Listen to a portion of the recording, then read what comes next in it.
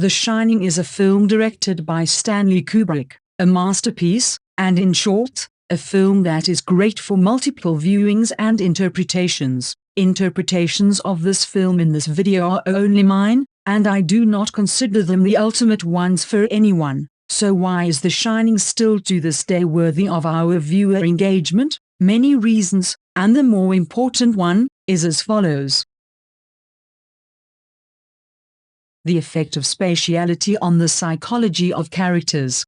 The interiors and exteriors play a key role in this film, I would say, even more than the plot and the characters themselves. The symbolism of the individual who gets lost in the abundance of space that is unused and superfluous, through the duration of the film becomes really noticeable for the observant viewers. Spaces and the treatment of spatiality are one of the great sources of horror in this film. Like perspectives in painting that achieve specific impressions and experiences, only in the film medium. At the beginning of the film, the family enjoys moving around nature, i.e. a trip to the Overlook Hotel.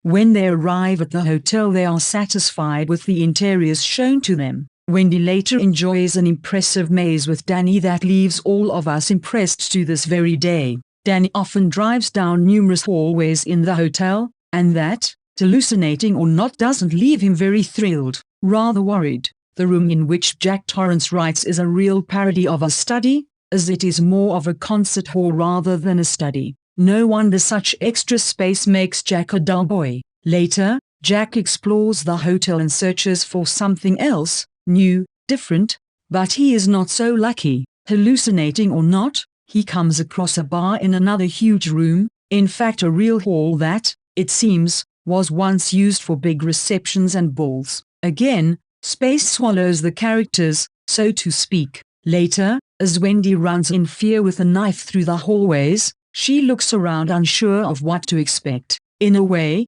Kubrick assigned, or, I could say, added a supernatural attribute to the interiors and exteriors themselves. The spaces create discomfort, no matter how visible, spacious and seemingly non-threatening, because they are also massive and hypertrophied, and that is why the unbreakability of many elements and their synergy that make up the overall impression of horror, make The Shining a great film and true artistic masterpiece.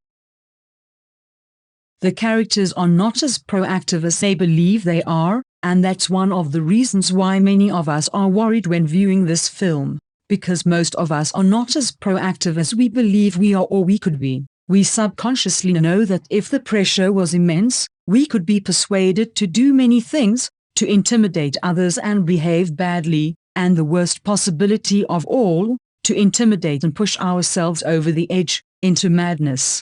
Because that particular interpretation is very favorable to this film. If the spaces are supernaturally energized, the possibility is not ruled out that the three characters simply cannot withstand that kind of pressure. Spaces symbolically swallow them, engulf them, eat their personalities even. They move through them, run away, clash, but they can't move away from them. At least, not effectively and sufficiently. Interestingly, the last scene in which Jack Torrance is shown in a photograph of the 1921 ceremony, 50 years before the events of the film take place, relatively confirms this point. In a way, the overwhelming supernatural spatiality of Overlook Hotel really swallowed him, ate him, digested him, incorporated and integrated him into itself, in a really grotesque and incomprehensible way. Also, in a symbolic way too. Anyway, it is possible that all three characters are hallucinating at the climax of the film,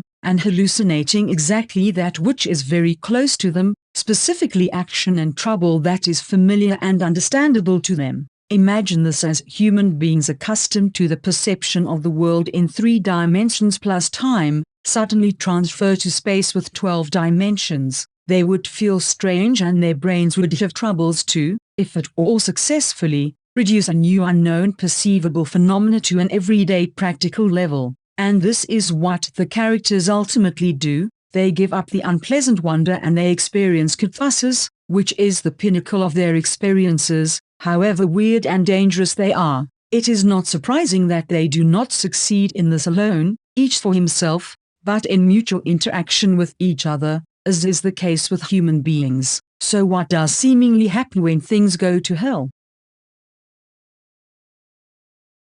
Jack is lost in fantasies about achieving some long-standing and archaic gentlemanly status by which servants in livery address him many times without hesitation. Danny gets lost in fantasies about his imaginary friend and two strange girls his age who don't understand him or even try to establish verbal contact with him, which girls and women often do to men in real life. Eventually, Wendy thinks that, as expected by her deep fears, Jack got drunk again and continued to abuse her and Danny. So, in a way, everything happens according to the worst expectations of the main characters. Very frightening, isn't it? Especially because, no matter how ambiguous and weird, it is realistically presented. Therefore, this is why the effect of spatiality impacts characters, which quite effectively worries us, and makes us even more intimidated and horrified by this movie.